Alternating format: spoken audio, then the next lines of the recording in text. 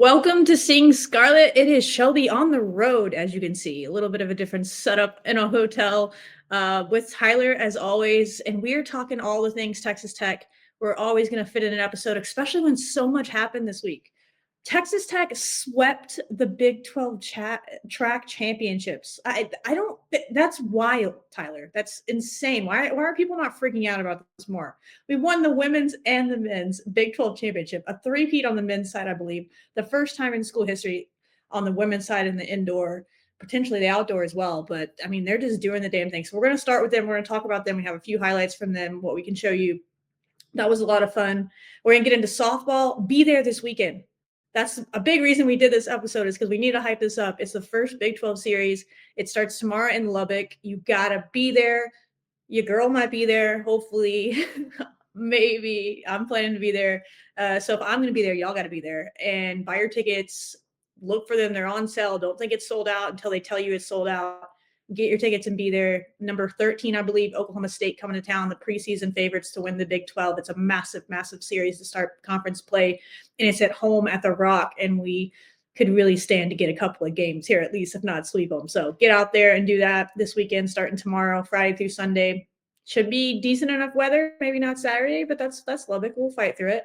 And then we're going to talk about the Lady Raiders. We've won 2 in a row since we talked last. Let's go. The streak burned the bats. Jazzy got on new shoes. I don't know what's going on. So let's go. No, it's what they're capable of. We all know this. Anybody that's watched this team shouldn't be too shocked by these wins. I mean, it's 2 teams that they probably should have and could have beaten in the regular season. Well, I mean, the first time they played them in Colorado earlier, and they got that win. And then last night in the Big 12 tournament, they beat Kansas, who they probably should have beaten in the regular season, had a close game. So they're just finding a way to get it done at the end of the games now. We'll talk about them, show the highlights, and then everything else that's going on in Texas Tech sports. Of course, women's tennis is doing the damn thing, and all the sports that are going on. It's a really busy time. So we'll run through them, and y'all can enjoy. Hopefully y'all can hear me, and it's okay. But Tyler, how's it going? It's going really well. Very happy about our results. Well, most of our results in College Station, especially taking down A&M, that was huge. And yeah, y'all need to be there this weekend. I looked it up, did some research. 1,294 is the single game attendance record at Rocky Johnson. And now that we've added all the outfield seats, we should probably beat that by like a mile, maybe Wow. more than that. Like a lot. Yes. So y'all need to be there. Like I don't want to see any outfield seat empty. I don't want to see any other seat empty. Like if season ticket holders don't show up, then just fill in their seats. Like that's what A&M did. So let's just do it as well. And then yeah, we'll just standing room only. Like we're just not going to turn anybody away. Let's just all be there and make Oklahoma State um, a living hell over there. So be loud, be there, pack the rock. Be loud, be rowdy, have a good time. Whether it's your first game or your 100th game at the Rock, this is the one to go to. I mean, this is great softball. Naja's supposed to pitch on Friday night, according to Glasgow. That's the plan. So get out there, and you're gonna love it. Once you get to one game, it's just gonna be such good softball on display. It's just some of the best teams in the country going at it. Oklahoma State's been in the World Series, College World Series, the last couple of years in a row, at least, if not more. It's big time. And then they're not home for a while. We talked about that last week. So they're gone on the road again for a few weeks. So get it in now, and then you have time to rest and recover and go to your next one in a few weeks. But you don't want to miss this. They only got 15 more home games, and these are 3 of them. So be there. We'll talk more about softball. We'll show the highlights from the A&M series coming up. But we told y'all if the track team goes out there and wins championships on both sides, they're getting the start of the show, front page billing. So Tyler, give them the rundown on the stats and who did what, and then I have a little fun video of them celebrating after the meet was over, getting their trophies and doing all the thing. But man, that was cool. You just don't do these things. Like we have a pretty special track program on both sides on campus. Yes, I agree. We need to build a statue or name a highway after West Kitley It's because about time for a holy West cow. Valley Boulevard or something.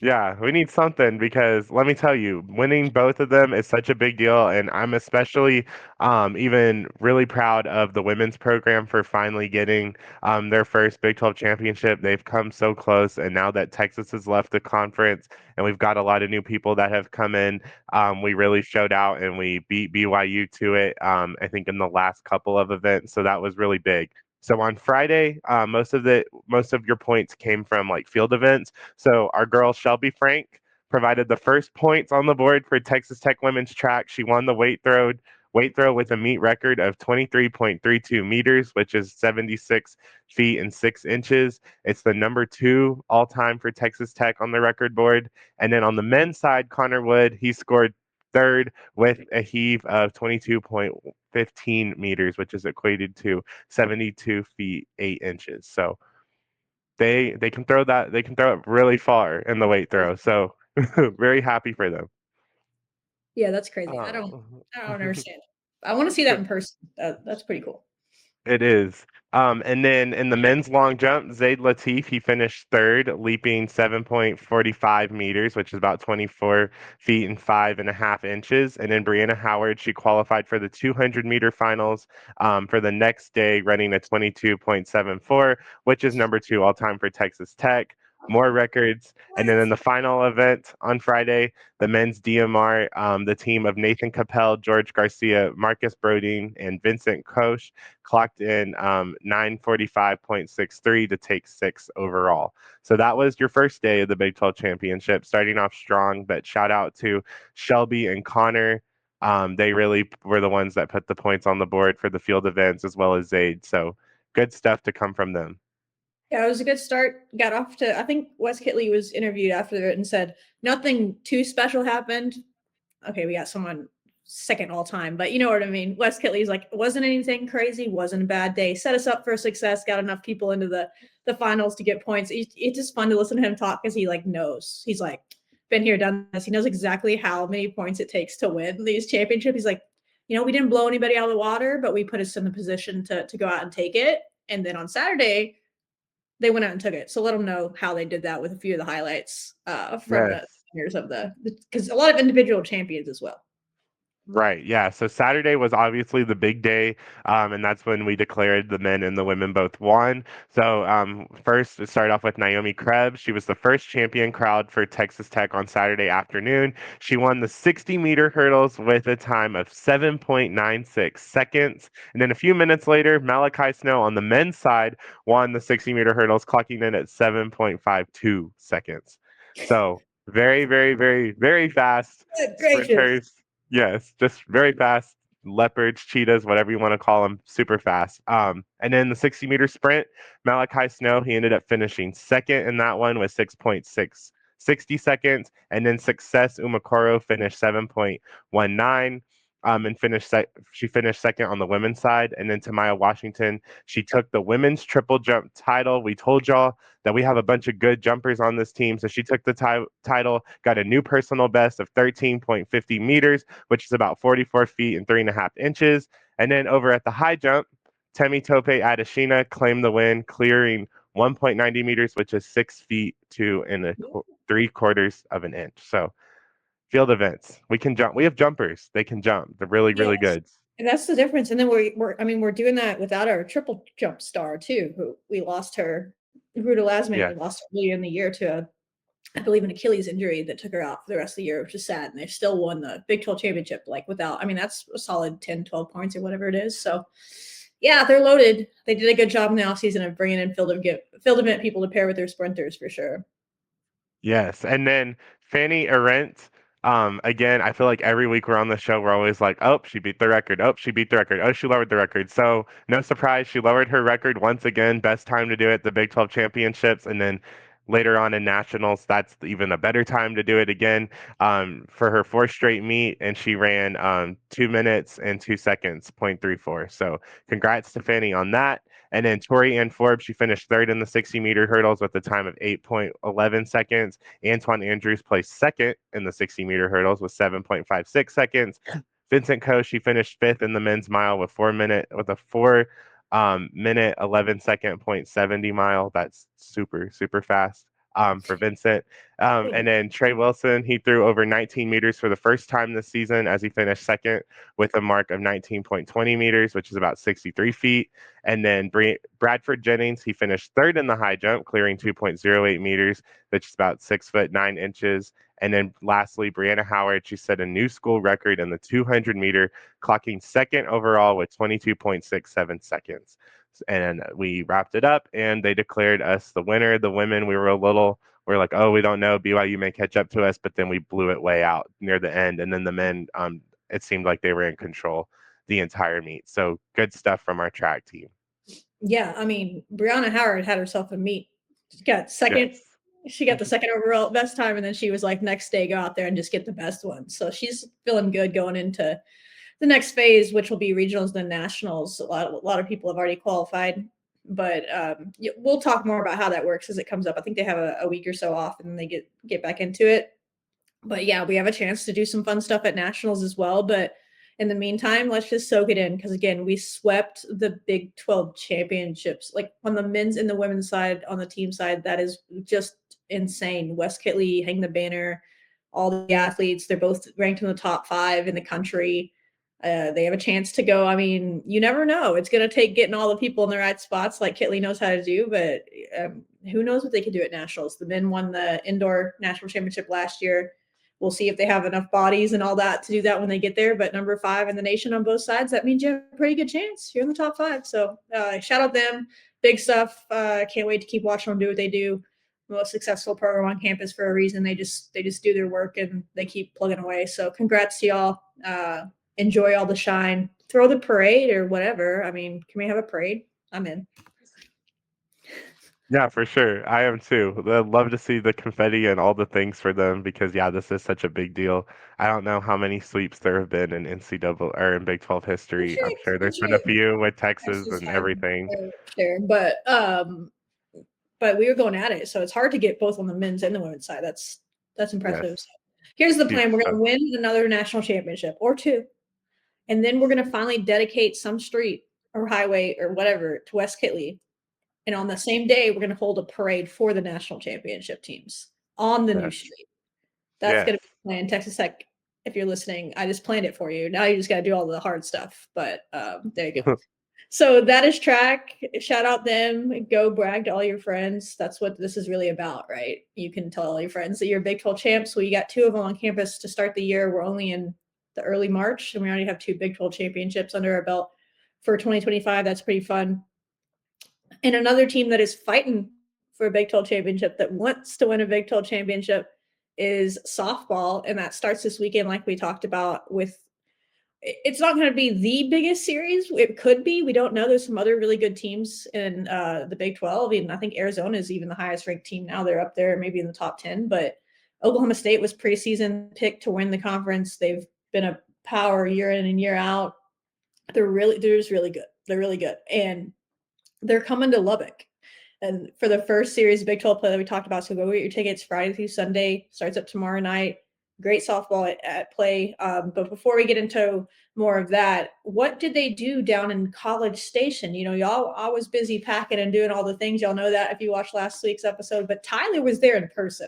So give us the report on, well, I guess we can go through the other games that weren't streamed or whatever first, but I'll go through this one so you don't have to. They lost to Idaho State to start the tournament, which was Yeah. tough. And we mentioned that last week where I was really worried about that 9 a.m. start because weird things happened in those and weird things happened in that game from what I could tell. Again, it wasn't streamed, so it's really hard to talk about really what happened. I thought it seemed like Sam Lincoln pitched pretty well and gave us a good chance to win. Our bats just couldn't get going, and then Idaho State walked it off in a 3-2 win or something like that in the bottom of the 7th, and that was that. But that seemed to kind of piss us off a little bit and maybe be something that we needed to happen because we've been a different team offensively for sure since that point. It's a small sample size, but I feel like we kind of started to see what this team could be a little bit more at the plate, hitting bombs and all the things from the Princeton game on. So,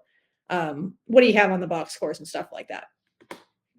Yeah, so obviously with Idaho State, that was a tough loss, but I will say that like Idaho State is actually a pretty decent Yeah, they're not softball team. bad. They're like 50 or 6, they're in the top 50 or 60 in the RPI, and actually they were hanging in with number 5 A&M as well, and A&M had to throw in their ace on Sunday just to make sure that they could finish off Idaho State. So that just shows how good of a mid-major program Idaho State is. So, I mean, I'm not too concerned really about it. I mean, stuff happens, Yeah. 9 a.m. start, but yeah, definitely don't like, Idaho State's not like the worst of the worst softball teams. They have a good program. So just wanted to calm down any nerves that we had there.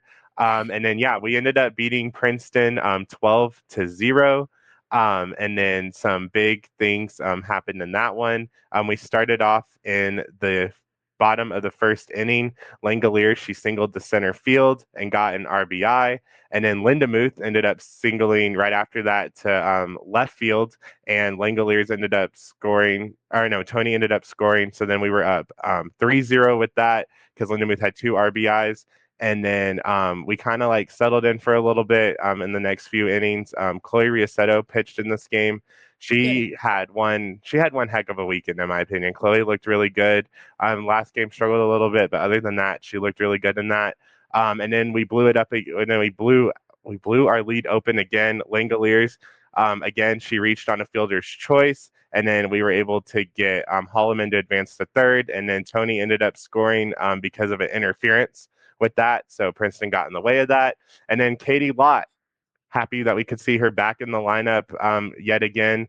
She doubled the center field and got an RBI. Alexa Langoliers ended up scoring. And then also in the bottom of the third, Valdez singled, got an RBI in. Jennings ended up singling right after that to center field, and then Valdez scored. And then Davis, she reached on fielder's choice. Jennings advanced to second, and then that was the end of that third inning. And then we ended up, and then our last points, it seems like of it came in the bottom of the fourth because we would end up run rolling them in the fifth with that. Anya German, she doubled to left field and got two RBIs in. Langoliers homered. Congrats to Alexa for getting that yaboom. She had two RBIs with that. And then lastly, Valdez got her first home run of the season and got an RBI with that. And then we topped off Princeton 12-0.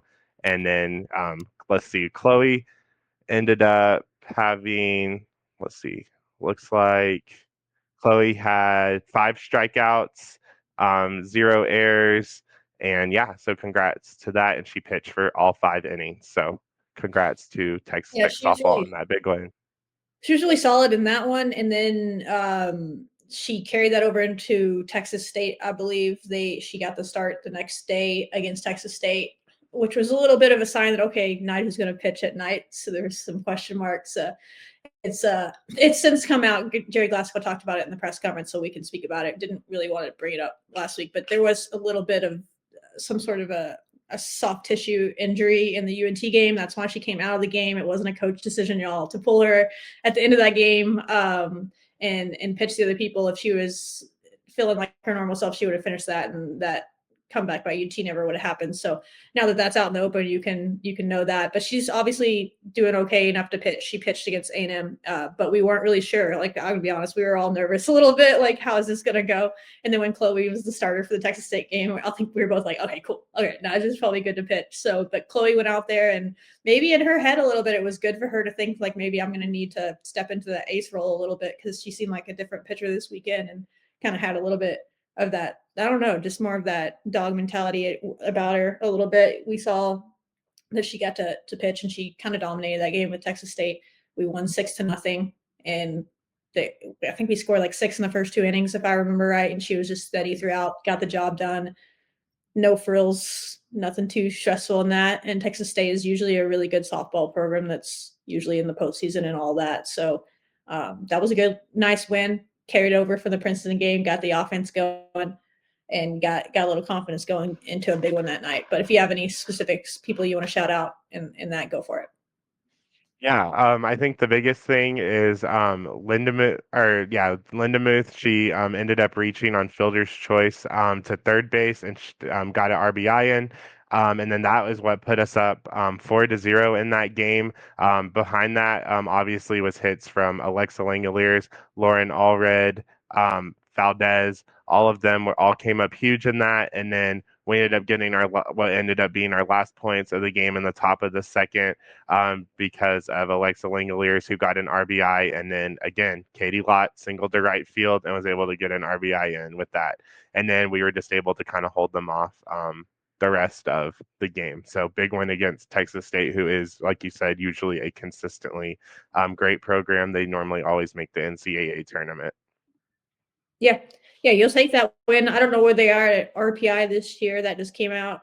Speaking of RPI, we're like top 20, I believe, in the RPI, which is, I mean, nice, because all of last year we're like trying to get in the tournament, completely different teams and all that. We should be this high because the schedule's better, but we were always like on the bubble of the RPI from the jump. Like we never had a great RPI, so to start that high is great.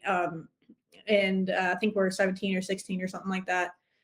Maybe 14 now. I don't know. It fluctuates every day. You can just monitor that, but that's a good place to be. That's where we want to be. Just work that'll have a chance to keep going up because of opponents you're going to play this weekend. But also to segue into the big win that we'll just show highlights on and then go through the box score.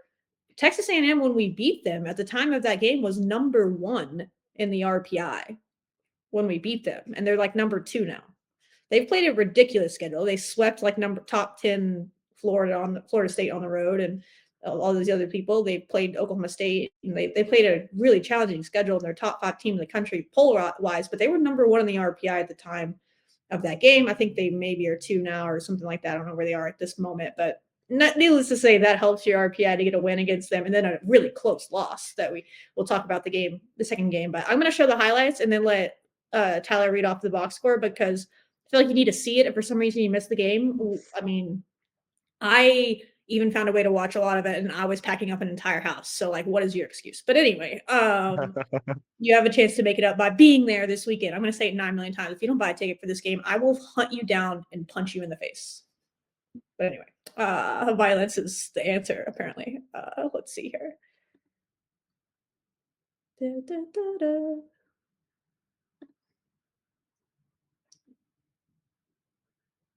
Play. This one ripped into right field. Maya Davis. Get over Brajel's head. Davis turns the corner around second, and she will post. I love her celebration. Simple. She was great this weekend as well. She's just, I mean, when you get Maya Davis to third base, first, she's going to score. I mean, 9 times out of 10, she's scoring from third base with no outs, especially. Like, that's big time. So she's been swinging it. She's been a little bit more power than I expected, I think, out of her. So that's good. Triple for Maya Davis. Against their ace, Emily Kennedy, a really good pitcher, by the way, y'all. This one struck well. Going back is Allie in right in center. Yeah, boo! This was insane. Like the whole entire stadium was silent other than us Tech fans. But you can hear. We showed up so loud. You're in the background. Y'all are great. Oh, look, Naija Kennedy is Naija. No concerns there. The top of the order for Texas Tech, it's Maya Davis. Maya again, she was cranking it. Center field over Enright's head. Those poor outfielders. They're like, we don't know what to do. My Davis is so annoying. Yeah. Looking to add to their lead. Nice stop by Woolley. Can they turn the He kills. They cannot. So 1 run will score. To pitch just misses outside. They will throw down to second to mitt. Tony. Wait. That's the thing is like A&M's a really good defensive team. We talked about that last week, and Tyler mentioned that like we'll see if we're going to be able to do what we do because we like to create havoc on the base paths and stuff. And from the jump, we had them a little bit frazzled. I mean, you started to see them towards the end of the game making some of their spectacular plays. They made a couple in the Sunday game that kept us from winning, especially that dive in the last inning. That's what they're capable of, and we were just putting the pressure on them in all different ways, and so that's good to see because you're going to need that against Oklahoma State and some others. Haley Tony had a great weekend as well. Just fun to watch. She is not a freshman. I don't believe it. Driving to right field, and Brajel's going to get turned around. Lindenmuth heads to second, and it's a stand-up double. And the speed, but her being able to drop in her changeup. Nice. That's like A&M's best hitter, Maya Perez. They were so far back. There's that changeup, swing and a miss. Yeah, Naja's off speed was really good in this game. Oh yes. Had him fooled. Not that time. Strikeout number 6 for Naija Kennedy. Enright going. Double. Vic has been, I mean, just watch her just strut off the field after that. Like, nah, no big deal. I do this in my sleep. Nice. You can see the emotion. Naija stomp. Kennedy as she is pumped for that last out. There it is, and strikeout number 8 on the night for Kennedy. The lineup because she's just been that good. But a great pitch right there. She ends up with 10 strikeouts in this game at least. Yes, 10 strikeouts. Insane. Here we go. This is my favorite moment of the night. So hype. Vic Valdez. He's really coming on. I love it. She's got more energy than anybody on this team, which says a lot because there's some people with some energy on this team. That was so hype. Joined the U-Boom Club, then she hit another one the next day, I believe. Or maybe that was the day before. I don't know. She has 2 now. Strikeout number 10 for Nigeri Kennedy. Here we go. That'll do. That'll do. A big win on a Saturday night. Big time stuff from your now, I don't even know what they're ranked now, number 15 or something, softball team. That'll take care of itself as the season goes on, but good for them. Big time dub. Read off the box score a lot of people. You saw some of the big ones, and then obviously Naja was great in the circle.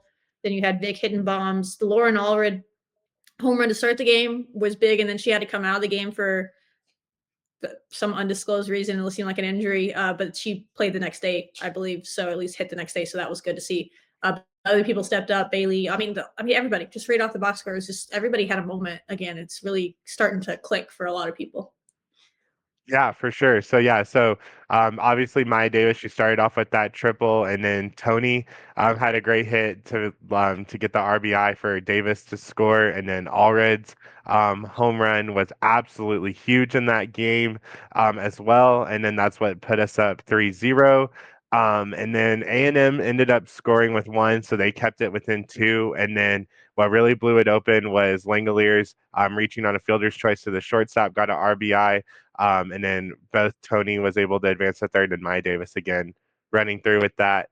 And then Langoliers ended up stealing second, and then Tony ended up scoring on that as well. So again, I don't know how many stolen bases we're at right now, but we're really, really great at that, and I think it really threw A&M off. They had a lot of errors that I tend to watch A&M a lot, and they really don't make as many errors as they did in this game.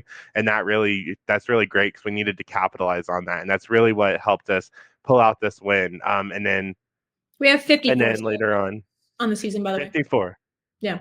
Whoa. And compared to last year? 46 last year. Wow. See, we're gonna get to like 100 by the end of the season. Like it's possible. Yeah. Yeah. Beat the school record, whatever it is, if we haven't already. And then lastly, Vic Valdez, she had that big home run that brought in 2 runs with Jennings scoring with that 7 to put us up 7-2 and really blew it open. And again, like we said, I was really happy to see Nyjah pitch in this game. Made the A&M fans mad. It was actually hilarious. I was sitting behind some A&M fans, and after Nyjah had like her ace strikeout, they literally yelled to their A&M players, "You're a hitter. Why can't you hit?" I'm like, I think I heard that on the like, be a hitter, just hit the ball. Yes. Like it's Nyjah Kennedy. Like you're being really mean to your players, like as if it's easy to do. It was so funny. But yeah, no, it was absolutely hype. Everybody came up really huge in this game. Again, really glad to get that against A&M's ace pitcher, and it really kind of gives some insight to see where we stood with this game because like we said, Emily Kennedy's really good. And when you're starting to look at, in the event we don't host a super regional and they tend to make it really close with that, you're looking between A&M and Texas, I think both we've hung in really well, but there's one team that I think obviously I would favor over the other because of how well we hung in there. So, just things to look out for, but we definitely needed this. It's our second ranked win of the season.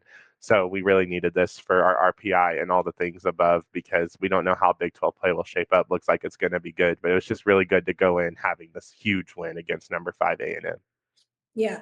I think Glasgow said it was time in his speech if there was a pre-game speech that they posted the video of, and he was kind of just telling the team like it's time for us to go out there and do this. We've been working, the journey has been coming along, we've done this, we've done that.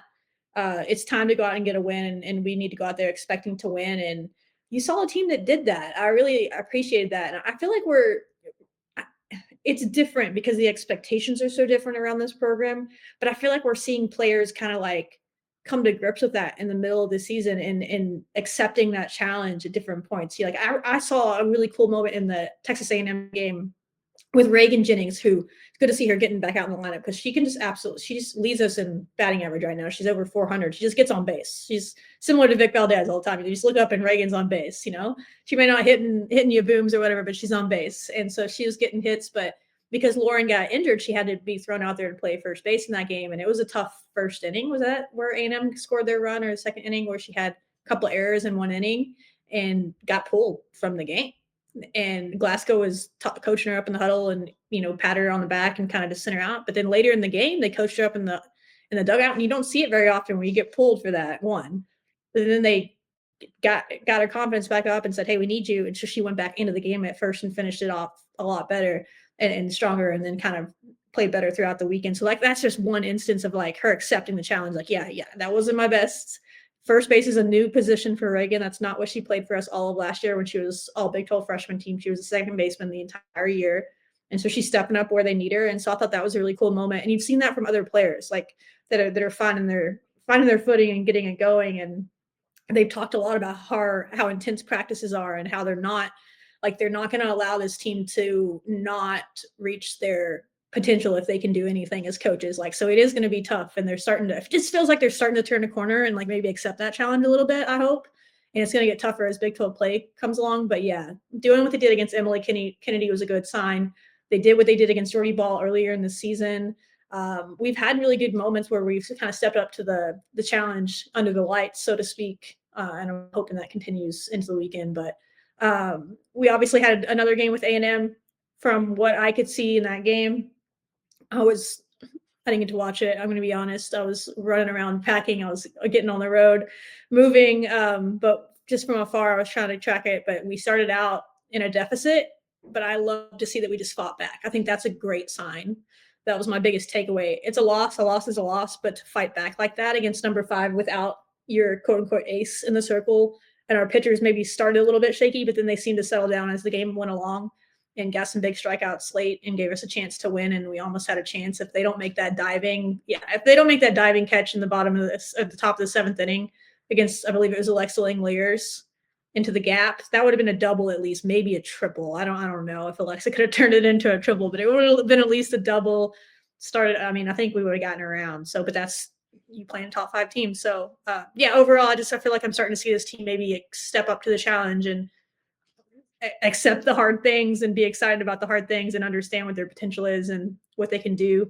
And I'm excited to see that kind of go into Big 12 play because it's about to get a lot harder. But Texas A&M is a good team, and that was a good test. So.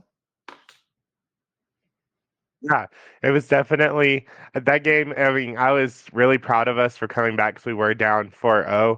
And then shout out to Sam Lincoln, but she came in for relief to Chloe, and she did that first inning that she was in, let up a home run or whatever with that. But then after that, A&M did not score ever again. After she let up that home run in the bottom of the third, A&M never scored again, and we were able to get our bats hot with a um, Bailey Lindemuth home run, and then we were also able to get Jennings to get an RBI as well, and Valdez ended up getting a single as well as an RBI. So that's what really was able to put us up, and then we came really close to taking the lead multiple times in that game. And like I said, if that A&M outfielder who who couldn't make a freaking catch in the outfield Saturday night, if she wanted to got it together Sunday, we probably would have. Really good. Yeah, I think she's a freshman too. So yeah, she is. She was bound to make a spectacular play eventually.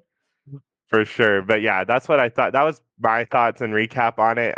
Ultimately, I know Glasgow talked about it earlier in the year. He said, hey, you're going to get punched in the mouth. And, me with my, really lofty expectations for the program, I'm thinking, oh, Mississippi State was the punch in the mouth. We're not going to ever lose again after this. But, and Mississippi State is actually a really good program.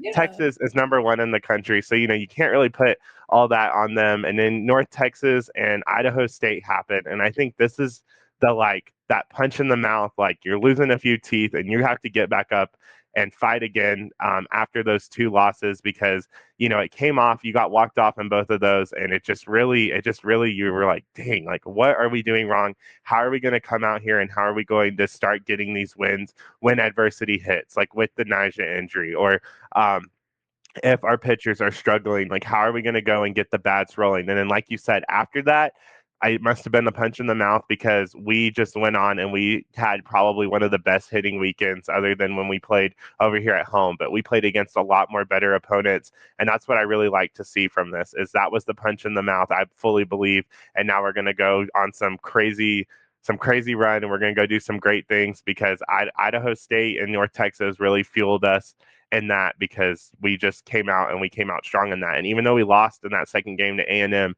I'm more proud of the fact that, like, we only lost to them by one. And when you see someone like Sam Lincoln come in and as a freshman can pitch 70 with her left hand, and A&M, I was saying this, I was telling Shelby, I was like, I was a little bit worried because all of our left-handed pitchers, Emily Kennedy, their ace, who they probably practice off of a lot, is a left-handed pitcher. And yeah, while they got some runs, like she was able to just shut it down. I mean, like I said, they never scored again after the third inning, and we were able to get ourselves back in the game. And you like to see that from our hitters. So that's kind of my takeaway from that. Those two losses that we had, punch in the mouth, and now we're just going crazy and beating some of the best teams in the nation. And hopefully we bring that this weekend. Yeah, we're going to need to because Oklahoma State absolutely is. So, again, be there. They play tomorrow night or Friday night, depending on when you're watching this, at 6 o'clock at the Rock. Again, they only have 15 more games at home unless they add some or something as the season goes, which is doubtful. So, but the Big 12 ones are locked in. So if you miss this series, now you only have 12. Like, this is a special team. Could hopefully we'll be doing something that hasn't been done ever at Texas Tech as far as postseason goes.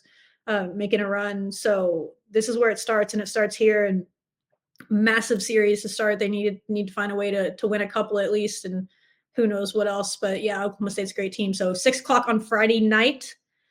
Make your Friday night plans. That's the one. If you're picking one, you got to be there for that one. The start of the series, the first one, Nyjah in the circle against their ace, under the lights. It's the only game that's going to be under the lights this weekend.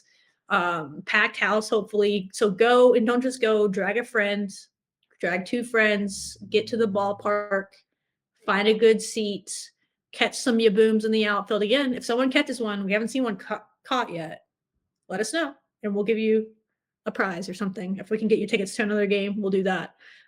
So yeah, be there, support this team, pack the house. I'm excited to see. I can't wait. It's one of the biggest games. Like, it's like the start of something really cool. It feels like. It just feels like a different time going on here. And I can't wait to go out there and watch it myself. Yes, for sure. It should be a vibrant crowd. We're going to break attendance records. We're going to get all those seats filled. It's going to be fun. We have some fun themes planned as well.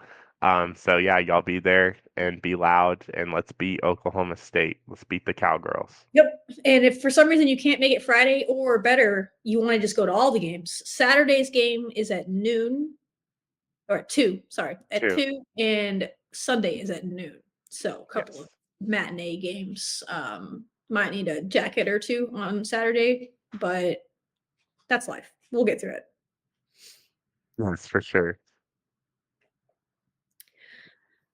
Into basketball, the Lady Raiders, they've won a couple of games. Let's go. We get to show highlights. So what we're going to do is we're just going to show the highlights of Colorado senior night dub.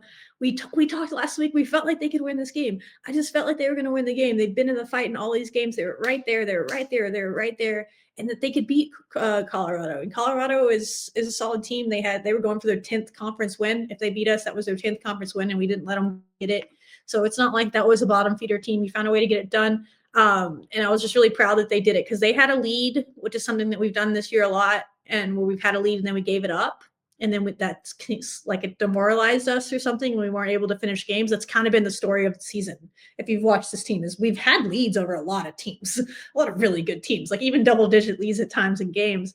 And then we just kind of let it slip away, and then we can't mentally or whatever get over that or get back into the rhythm of it. And in this game, we did all those things. We did lose the lead. We couldn't finish at regulation at the end of regulation, but we did enough to get it to overtime, which shout out Jalen Bristow. We'll see a lot of highlights from her, but I don't know how to explain how hard it is to step to the line and make 3 free throws in a row, especially in that situation. It's one of the hardest things to do in basketball. Free throws, whatever, they're not free. That is such a hard spot to be in, and she stepped up there in cold-blooded, just drilled all of them, just swish, not like it was nothing, to give us a chance to go to overtime in that game. So she had a massive game, and we'll read off her stats. She was invaluable in this game. Kyla was huge. Danae Fritz was big to start the game. Logan was big to start the game. They kind of carried us in the first half, and then Bailey and Jazz took over late, especially Bailey into overtime. She had like 12 points in the overtime period. You'll see just the end of the highlight package is just a Bailey mopping highlight reel because she was just doing the damn thing. So I thought it was a really big team win, Colorado. Everybody contributed and did something, and that's how this team has to win. And you kind of saw who this team can be. And anybody that's watched them all year, this wasn't surprising at all to me. I was just really happy for them. I was just like, I'm so happy that they won that game. It was just nice to see. They deserved it. We talked about that last week, but you don't always get what you deserve. And so they did kind of what we said. They said, F this shit. We're going to go out there and win it. We're just going to take it because we do deserve it. And that carried over into last night. But I'll pull up the highlights. If you have any thoughts, go for it, Tyler. And then we can watch the highlights to the Colorado game. No, like you said, really glad that we were able to get that win against a really good Colorado team. I'm just happy to see us back in that win column to give us some confidence, which, as we saw last night, fed into the Big 12 tournament and hopefully continues tonight. Yeah. So here are the highlights. Let's just enjoy them. It's just nice to be able to play highlights. I'm just happy. 12 different players score 10-plus points a game. That's best in the NCAA. Up ahead, Kyla Freelon, who wins every sprint. Oh, it was great. Texas Tech about a month and a half ago. And another Our defense was Logan, strong move, can't finish. annoying. Kyla Oh, Freelon, look. offensive Kyla rebound. again. So Kyla, Cleans things up for us. The tournament next week, and then anything can happen. Nope. That's March the guy. Madness. About that exactly, sir. Sarah said, Sonoma "Nuh-uh." with the rejection, her 42nd of the season. Jada Wynn in the lineup for the Raiders. Danae. hey, Danae. It's always been there. More. Just please. I mean, you saw that carry over into the Big 12. I feel like we're starting to see her, I don't know, take a little bit more control of the team a little bit. She's been playing point guard a lot more in the last couple games as well. And you can see her doing it right here as well. This is a great pass up to Jalen, who hits her first three. Jalen. Huge. So, man, Jalen is just, when she's hitting shots, I think she's about to hit another one here. She hit 2 threes in a row. It really spurred on a run for us to close out the half. You'll see who's on the court in this is we close out the half without Bailey or Jazz on the court. And this group in here went on like a 13-2 run or maybe a 15-0 run or something like that crazy to end the half and give us a 9-point lead at half. And that was without your 2 leading scorers on the court. And that's what this team's capable of. There's a lot of different people that can contribute. And I think it was good for those two to breathe a little bit and be like, my teammates can do this without me. I don't have to like try to make the crazy shots, just go out there and play basketball, you know? And I think that's what you saw from Bailey in the second half is you'll see these highlights turn in the second half here soon is she only had 1 point in the first half. And then she had 19 in the second half. So it's nice to have other people doing it. And this group did it. Johnson looks up. Logan was really good. 4 on the shot clock. Look at this shot from Jada. Jada. It's been here. She is a career. Before the season, she was a career basically 40% 3-point shooter, and she's like in the low 20s this year. It's wild. It doesn't make any sense, but that's what she's capable of. And she made a couple in this game, and she was shooting more confidently. So get them up if you're open. If you don't shoot it when you're open, you got to sit on the bench. And I feel like maybe she kind of took that to heart because she was shooting them in this game, and she made a couple. Tech with an 11-0 run. Scoring drought over 5-15. I don't know how she avoided the charge there. Good job, Lou. Right. Sometimes it's just basic little fundamentals. It's not a complicated Buckets. So, only 2 Jazzy. scored in this quarter until that 3. Okay. On her follow through and her finish. But Oh, I love yeah. this. Oh my God. How about the 14th turnover? Oh, Euro. Euro. Euro. Gets her first 2. The lead down to 5. Moppet. And there's Crafty Moppet in the lane, finding Jada. There we go, Jada. Need it. Need it. If you're open, you got to shoot. They have. They really made a change there. And rebounding to me is just a hustle play. There you go. So Kyle Freeland. That is How about that? such a great play. And then this is the Jalen Bristow highlight, but that starts by Kyle Freeland just opening that play. Good stuff. Jalen Tech's got to do a good job is attacking capable of these that. gaps, getting the ball to the middle. We need a lot better job against the zone against Colorado. Wouldn't be shocked if Utah threw a zone at us if we beat them tonight off the dribble. So it's good to see that. Bristow offensive rebound. Shavers for three. This entire play was like the Jalen Bristow rebound. Things that we've missed. I mean, we miss a shot, and usually at this point in games, this is what has happened in games before this game where we've lost, is we miss that shot. And we're kind of fumbling around in this game. Even in overtime now, we only have a 1-point lead. We had a 5-point lead, and we let Colorado get back into it. We miss a shot. At this point in other games, we don't get that rebound. Colorado gets the rebound. They go down and they get the lead. That's what's happened in these other games where we've lost by 1 or whatever. And this one, Bristow says, no, I'm getting the rebound, passes it out to Jazz. And you could hear, like, in the announcers' voices, they thought Jazz should pull it out and run clock there. But I like the confident shot there because that was the dagger that we needed. And she shot it confidently. And that's what you got to do. And she made it. So just cool stuff to see. That's how close they've been all year. That is the difference, right? We went from up 1. In other games, they get the rebound. They have a chance to go take the lead. And this one, we got the rebound. We made it 3. Now we're up 4. And just really need to close the game out from there. So it's those little things. And in other games, we haven't been able to make those little plays. And that rebound was so huge. And you see how hyped they are celebrating. So we talked about that last week. I really appreciate this team. They've been bought in. They've stayed locked in. They've stayed together throughout this whole season. They're celebrating each other. They're hyped. They're blocking out the noise, it seems like, and they're just kind of keeping it about them and not listening to everybody else. And they're just trying to win games. And you appreciate that. They were hyped. We're really excited and going crazy for Jazz when she made that. But a lot of big shots, a lot of big moments. Bailey Maupin was huge in this. Had a couple of big threes in that overtime, hit some really clutch free throws, and just kind of said, we're not losing this game. We're not losing this game. And got 12 of her 20 or whatever it was in the overtime period. That's pretty big stuff. And you kind of saw a little bit of that carry over into Kansas where she wasn't doing anything spectacular throughout the game, but then made 4 clutch free throws at the end of that one when we talk about it in a second. But that was good stuff. Yeah, no, for sure. I thought that shout out to Jalen Bristow. I mean, I really have to give her flowers in this, as well as Kyla. They were our Lady Raider dominators in this game.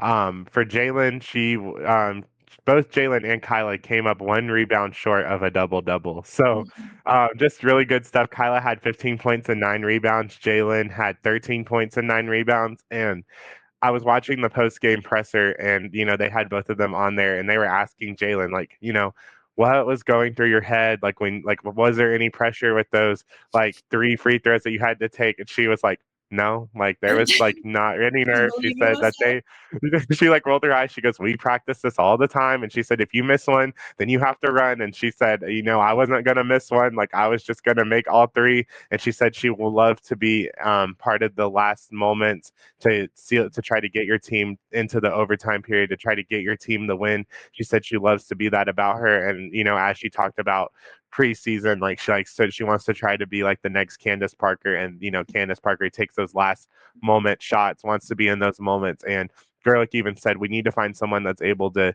take that last shot at the end. So her taking that gutsy 3-pointer to try to get us back in the game, Colorado fouling, and then banking all 3 of them is just so huge. And I could not be more proud of Jalen Bristow in this game. And then Kyla as well came a really huge for us defensively and offensively in this game. And we were able to really maintain out of foul trouble for mostly everybody minus Logan. In Colorado, they did good too. They shot 56.1% from the field, almost 60% from the field, and we were still able to hold them down. So just some big stuff in this game. Yeah, you I believe you forced you forced them in 23 turnovers, so that helps you get extra possessions to take advantage of, or to overcome them shooting so well. from the field. They had a really good post player, but I thought Kyla fought her butt off down there and did the best she can. She made some really spectacular shots against Kyla, but I feel like every shot she was getting, she was having to work for. And that's really all I asked for. Like, yeah, we talked about that a lot this season. Like, sometimes there's going to be post players out there that just outmatch us. But as long as we just make them work hard, like basketball is a hard sport. It's hard to get the ball into the basket. And so, yeah, just because they have a height advantage over us, it doesn't necessarily mean it's an easy bucket if you don't make it easy. If they make a hard shot, kudos, they made a hard shot. Good job. Like, just make it hard on them. And I felt like Kyle was doing a really good job of making that girl take some, like, she traveled a bunch and they didn't call it, but she was still making some crazy, like, turnaround spin off one leg, like Dirk fadeaway shots. And when someone has a height advantage over you and you're forcing them to take fadeaway shots that aren't even like that close, like, you're playing really good defense. So shout out Kyla. It was mostly Kyla down there. Jalen got down there a few times and played some good defense. And some of our other post players came in and fought, but Kyla, I thought, just giving good energy, and that's all you can do. And we're going to need that if they go on a run, continue this run in the Big 12 tournament. You know, tonight, even against Utah, we'll talk about it a little bit in a second. But they have a good post play that they're going to need to play good against. But that was Colorado. You kind of named off everybody. I thought Logan had a good game as well. It was a really good team effort. We don't win that game without a lot of different people contributing. Jazz had 14, Bailey had her 20, Kyla 15, and Bristow 13. So we had 4 different players in double figures, which has not happened a lot for us this year. And Logan was only 2 points away from making that 5. So against a really solid, well-coached Colorado team. So that was Colorado. Nice to see them close out the regular season with the win. You hope that would carry over into the Big 12 tournament where they played the 10-seeded Kansas Jayhawks, who we lost a very close one-possession game on the road at Kansas earlier in the year. And we started off this game like really well offensively. We were getting good looks. Danae Fritz looked like, I said this elsewhere, but the best way I can describe it is that Danae Fritz looked like the only player on our team that has tasted confetti in Kansas City before. You know, she's won a Big 12 championship with Iowa State in the tournament where they went on a run and won all the games. They were the 4 seed, I think, and so they won a few games to win it that year. She just looked like she understood like the intensity you need from the jump, and she really, I don't know if we win the game without her starting the game the way that she did. She made a couple threes, was just great on defense. She had like 6 points, a block, 2 steals, and an assist or something in the first quarter, and just massive. It's good to see her do that. She has that in her to be more aggressive, but I thought she wasn't trying to overdo it. I really just thought she was playing within herself all night, and it was one of her better games of the year, and she's had a lot of good ones, and we're going to need her to keep that going. It just helps like players like Bailey and Jazz and everybody really to have that person that's kind of been there and kind of gets it, and they can start off maybe and take the pressure off them a little bit, so that then at the end of the game, yeah, Bailey can come in and Jazz can come in and hit the free throws or whatever. But just to start off the game, also kudos to Danae Fritz. She was one of the Lady Raider dominators. You'll see some highlights from her. Really liked what we see. She has that in her. She had some fun moments. Kyla Freeland was just, again, I mean, she's so invaluable to this team. She just does the little things. They kept calling her the glue player in the broadcast last night, which is true, but it feels a little bit disrespectful at this point to call Kyla Freeland a glue player. You know what I mean? Because like she's that important to the team. She is a glue player, but she's more than that. Like when she's not on the floor, we're just not not good. We're not a good basketball team. It feels like when she's not out there. She really pairs well with all of our post players and allows them to flourish in a way that they don't with other people out there. We've talked about that before. Maya Pete had a good first half playing alongside Kyla as well. She had some good moments. Everybody that got out there played pretty well in this, especially I think, you know, Danae, Bailey, Kyla, Maya in the first half. She didn't play much in the second half. Tough one for Logan, but I think Logan's going to bounce back. We need her too tonight against Utah, but those are kind of my overall thoughts. It was good to see them find a way. Again, had a lead, lost the lead, and you're like, oh, here we go again. But maybe that's 2 games in a row where you had a lead, you lost it, and instead of losing the game, you're like, let's regroup and find a way to finish it. Because that's basketball. You're going to lose runs. Like there's nothing, everyone's going to go on runs back and forth. We just haven't been able to finish it off at the end and come back and do it. And in 2 games in a row now they have. So maybe that'll help against a really good Utah team tonight. But that's kind of the overall thoughts before I show some highlights. Yeah, no, for sure. I'm glad that we were able to get this gritty win against Kansas. I just think it's so huge for us to come out in round one and keep that energy from Colorado for sure, and to also hold Samaya to only I think 8 points, so that was good. Yeah, she didn't play to end the game, but we were doing a really good job on her, just defensively throwing a lot of bodies. Obviously, Danae Fritz had that assignment for a lot of the game, but we were switching, and Jazz had some good moments on her. Logan had some good moments on her. But we played her pretty well up in Lawrence as well. We had a good game plan for her, like we have a lot of people. She just took over late, and we were able to find a way to win this game. So yeah, it was good to get the dub and move forward. But here's the highlights, and then we can read through the box score and see if we missed anybody that deserves a shout out, because there was a lot of different individual moments. But another good team win. Defense was obviously the shining point, especially in the second half. With a knee injury, who has played an important role on the interior for the Jayhawks this year. Shavers and Maupin lead the way in scoring. Pass. And Fritz Buckets. Great support, and Sanogo all day. Interior presence for Texas Tech does things a bit differently. She has a another one. Bet. Danae Fritz with another three-pointer. Yeah, Fritz has been such a great addition to Texas Tech. It's a bit like the Wild West out here. We were talking about West Texas before. Bailey Maupin drains. Yeah, leave Bailey Maupin open. I dare you. Start leaving Bailey Maupin wide open, please, please. And inside, Maya Pete. I think we have them all accounted for now. Great pass. Nice dump down by Fritz. Good finish by Pete. Rubbing their face. Well, anybody that knows us knows that we like physical play. Another great post-entry pass from Fritz to Pete, and this is a great little shot, turnaround shot. Tough move inside, and Maya It's there. now with a couple of baskets. Just got to finish it. The victory for Texas Tech over Colorado ended a 9. This is also like an away Good high game. ball screen for our guards. Positive momentum into this. Oh look, game. Kyla. Up and misses. Offensive We don't win this game rebound without Kyla and Freeland. putback We just don't. On 3 of 7 from the field. Well, her job is to put the ball in the basket when she gets out there on the floor. Jazzy? With a tough Jazzy. drive to the basket. At Texas Tech, and she's been very good for them for the last couple of years. A reliable scorer.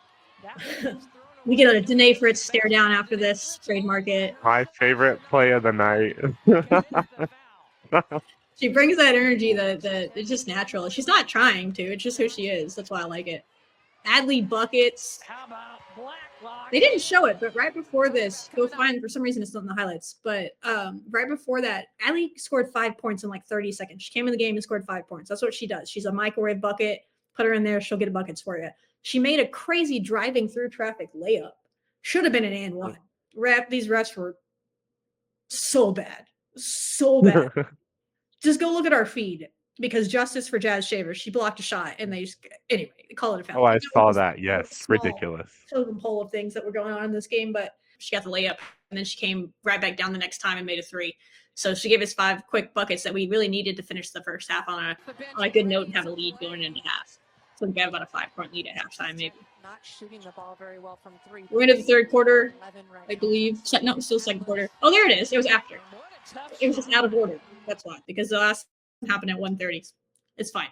Admin was excited, I'm sure, putting highlights together. It's been a bit, so I feel for it. But yeah, that's the player I was talking about. Adley's capable of that when she gets in there. She can just go in there and get buckets. Madly, as she calls herself. Harshaw pulls up. Nice block. Nice block. Time for Texas Tech. See if Maupin can get going. Bailey and one. That was a huge play. Between a couple Third quarter was a little bit of a struggle for both teams offensively, and Texas Tech also and made really big kind of plays steady in things and that got a game, bucket and there. she's not in Kyla the game, but Freelon is. yeah, Freelon. Kyla is Freelon. From the made a couple highlights, big but- plays here late. Kyla Freeland was massive in this game. I can't say it enough. 9 points and 7 rebounds, but every single one of the rebounds was needed. 3 steals, 1 assist, and 1 block. And she had so many deflections. She was just everywhere.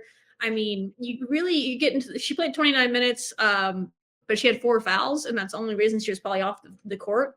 And it's just like, if we can keep Kyla on the court, like, we need her. She's just that important to the team. Bailey finished with 12 points, 3 rebounds, and assist.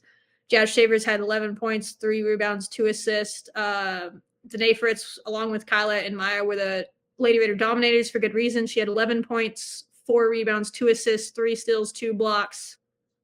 She just fills up the box score in that way. And then Maya Pete had 8 points all in the first half and 2 rebounds and a block. I think she actually had 2 blocks, so she's been gifted a block in this box score because I saw both of them with my own eyes and was like, Maya Pete, where this been? Where this been at? Where's this been at? So yeah, she gave good minutes. And then Adley came in, got 5 points as well. Quick ones. She only played 7 minutes, but she had 5 points. That's just Adley Blacklock to a T. So that was good. I think there's moments where it makes sense to have her out there and she can get things going, especially if I think her and again, we talked about that, her and Jada play kind of the same role.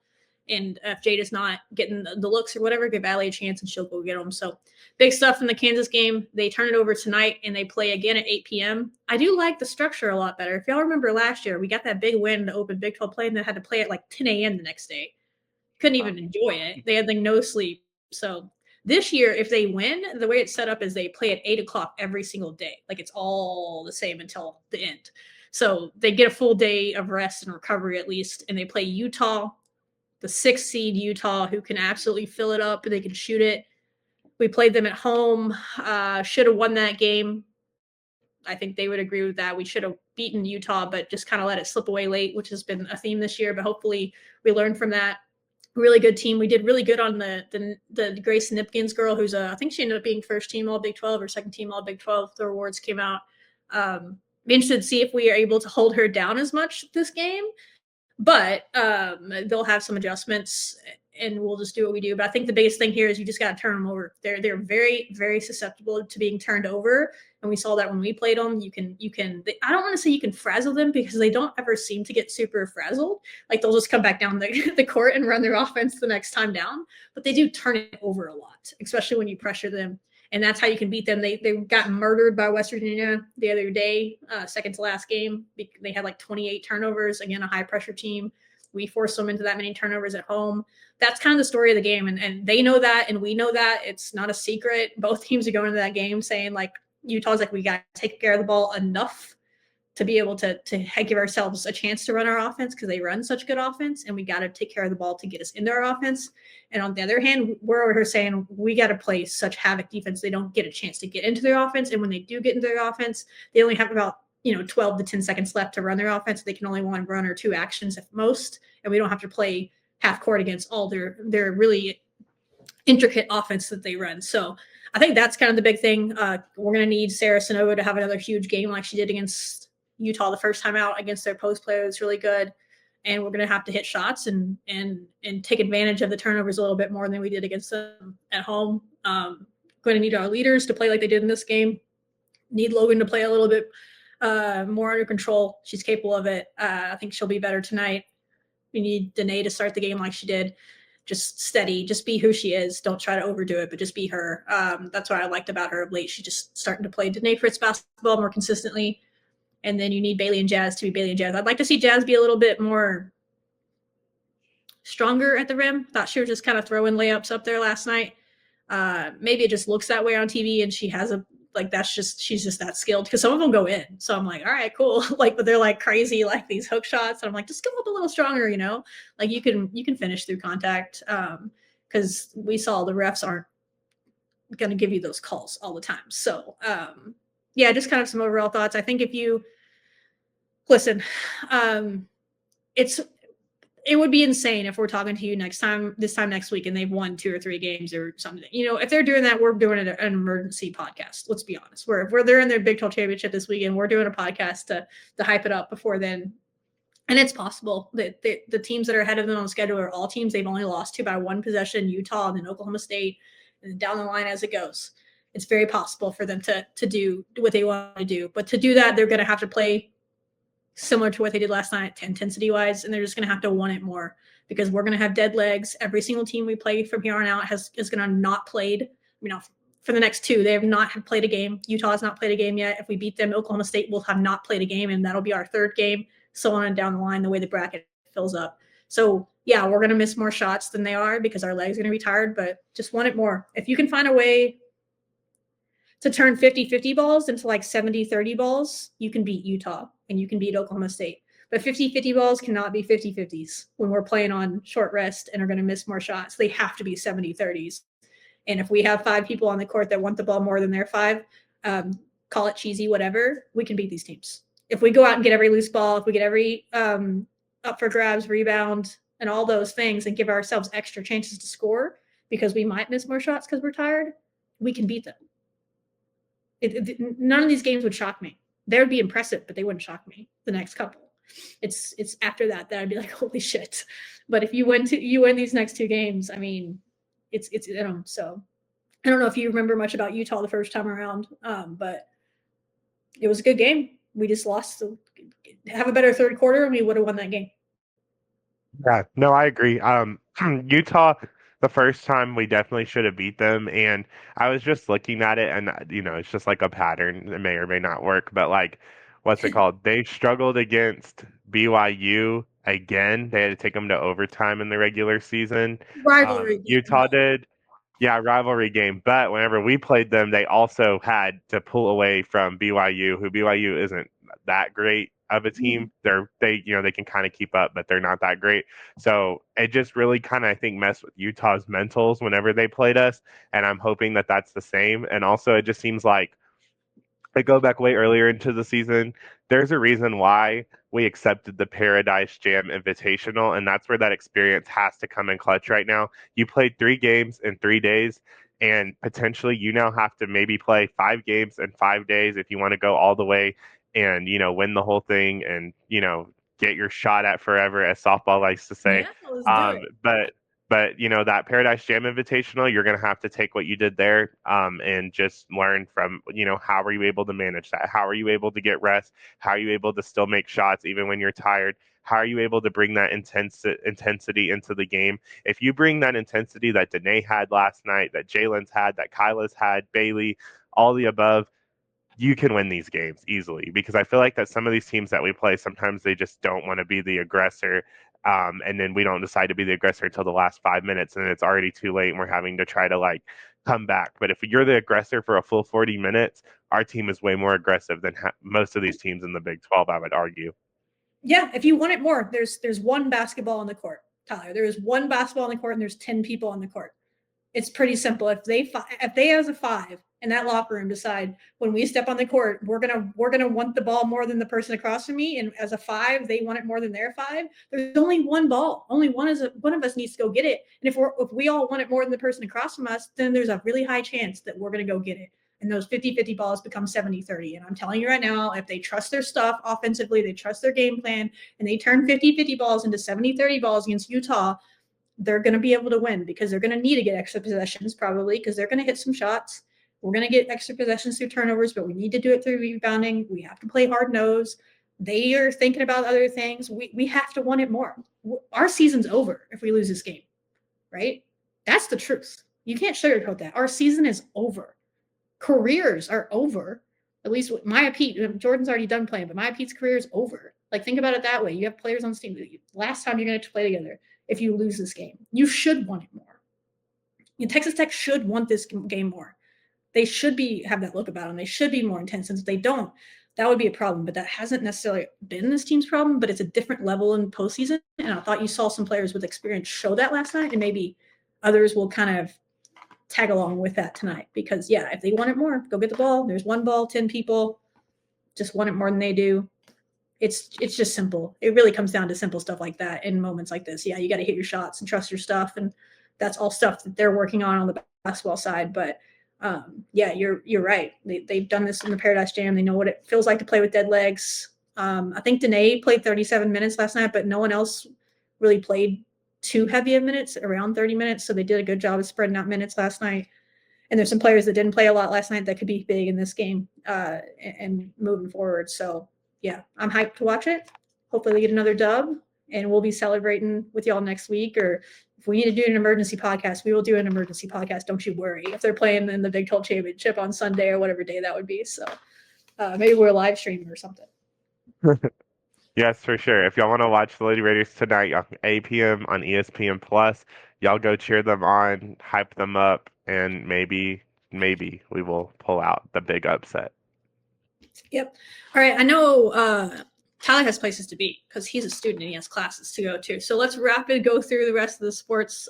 Men's basketball, they got it done last night. I didn't get to watch a lot of them because I've been moving, but you've been at the games in person. What have your thoughts been on them? Just finding a way to get the win in kind of dominant fashion last night, but as well in their other ones, and they're getting a little healthier. Fingers crossed. Yes.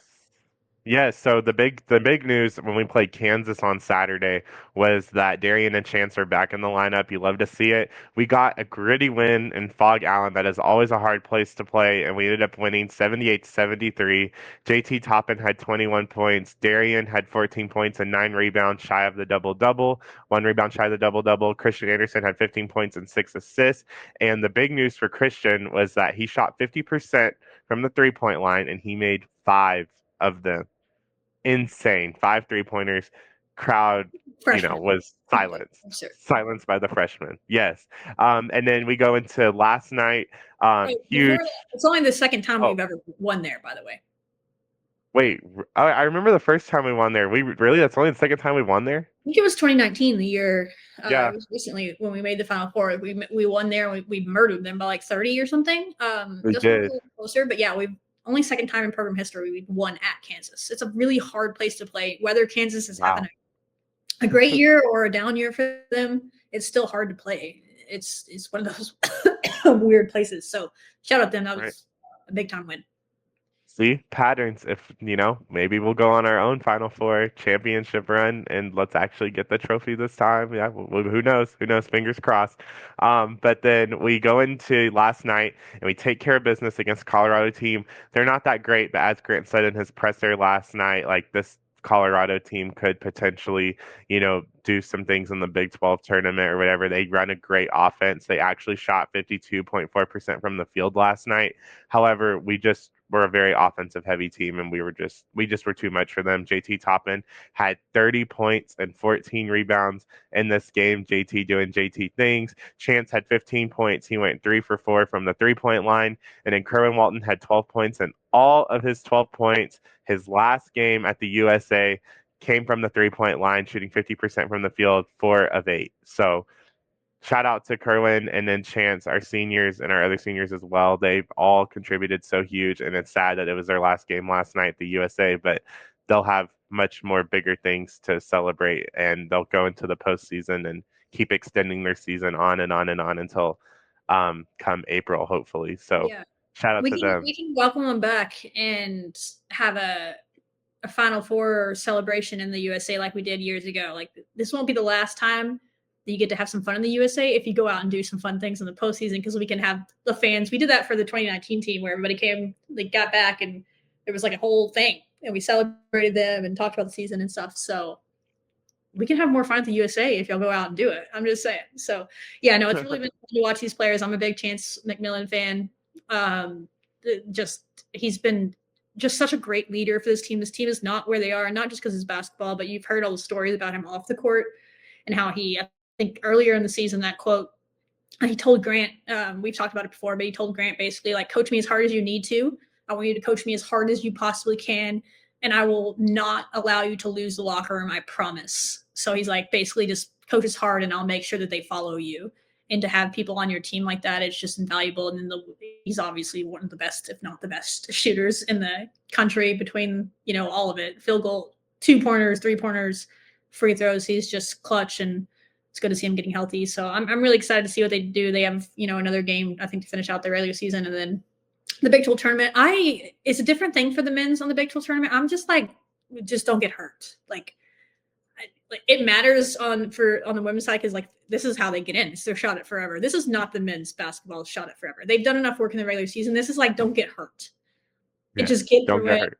Use it as practice, and get to postseason. To talk about the 2019 team, they lost their first round Big 12 tournament game and still West made it. Virginia. Like, let's not get injured, because last year D5 got injured. But it's a fine line. You don't want to send your players out there like, try not to win. Like, so you're always going to go out there trying to win. But I'm just saying, like, as a fan, I'm just like, just get through it healthy. But if they go out and win it, that's hype. If they go out and win the Big 12 tournament, they'll probably be at least a 2 seed or something in the NCAA tournament. I think right now they're probably a 3, but we'll see. They got the leadership to figure it out. Just stay healthy. be smart about the minutes is all I'm saying, please. Yes. Their last regular season game, it's going to be against Arizona State at Arizona State. That was a team that we had to take to double overtime here. Hopefully, that was there'll be no exciting more for me. funny business. So, 7 o'clock on ESPNU, but no more funny business. Let's just annihilate them. They played Arizona, which was a rivalry game, but I think they played them pretty tight the other night. So They did, yes. they can fill it up, that's for sure. So that's men's basketball. Women's tennis, they're up there like 13th in the nation or something right now. Again, they continue to be the highest ranked team in the Big 12, which is big because Oklahoma State, did Oklahoma State win a national championship last year? They were in the national championship if they didn't win it. They're usually a really good program at tennis. So supposedly we're the highest ranked team right now, which is good. And we started Big 12 play 2-0 with a couple of wins at home. I believe they play Utah tonight on the road at Utah. So we'll see if they can keep that going. But keep an eye on your tennis team. They're fun. Again, they find a way to get that doubles point, and then they just it's not like they're always easy, but they're scrapping their way to those singles points. But if they can keep winning the double point, that gives them an edge, and they can just find their way to 3. And I think we have a couple of players that are. I think our doubles duo is up to 5th in the nation or something, ranked as well. Our number 1 team there. So yeah, good stuff happening with tennis. They're kind of fun to watch. Every once in a while, there's places that stream them. They get into it. They're intense. I like the videos they put out. They get really into it's an intense sport if you'd ever watched it. Yeah, no, for sure. They also are so they'll take on Utah tonight, and then they also, I think, have their first true conference test of the season because they're going to play number 73 ranked BYU Saturday at 11.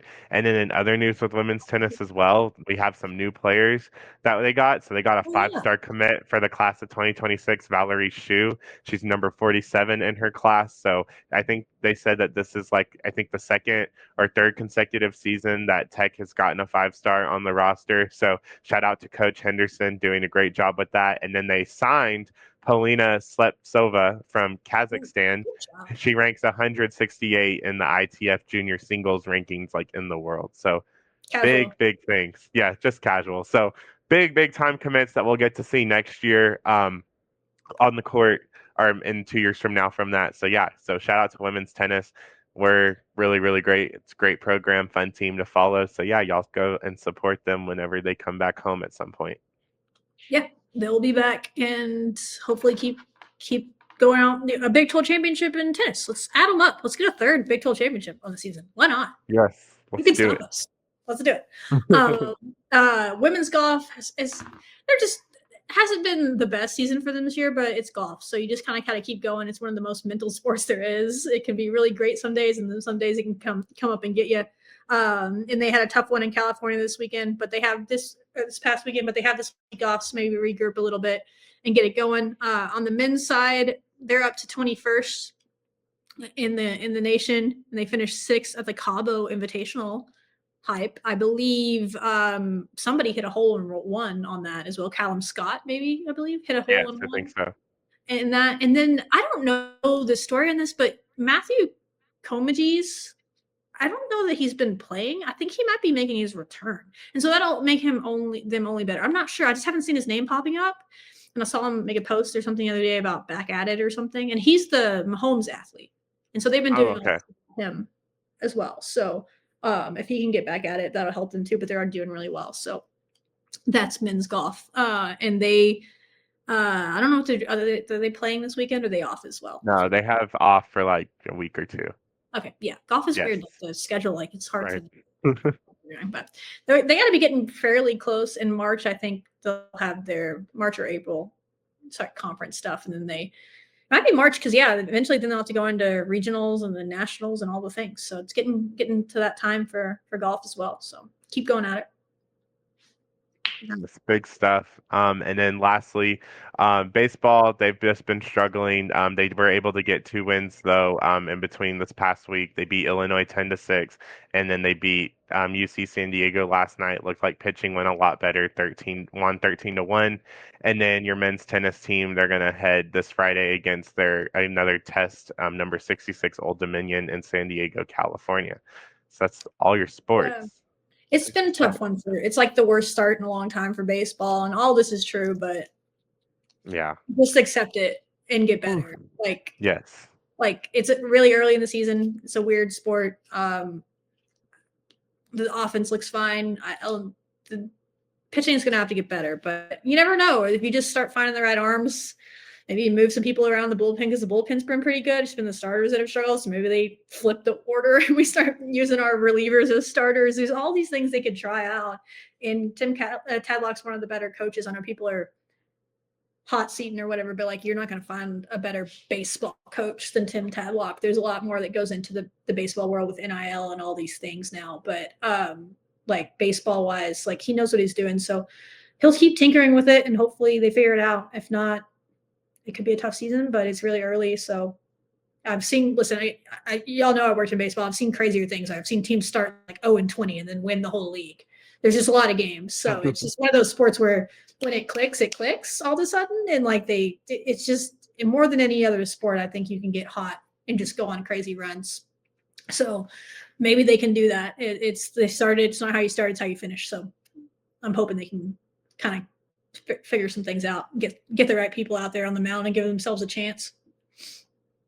Yes, for sure. And then I think this weekend they have one of those tough mid-major opponents, Grand Canyon University in Phoenix. I know they had our number last year, so hopefully we can get it together and try to win that series. That's the other thing is like, yeah, it's been our worst start to whatever the season in a long time. We're not usually playing this hard of a schedule. We're usually playing like cupcakes and beating them like 20-2. And everyone's like, we're great.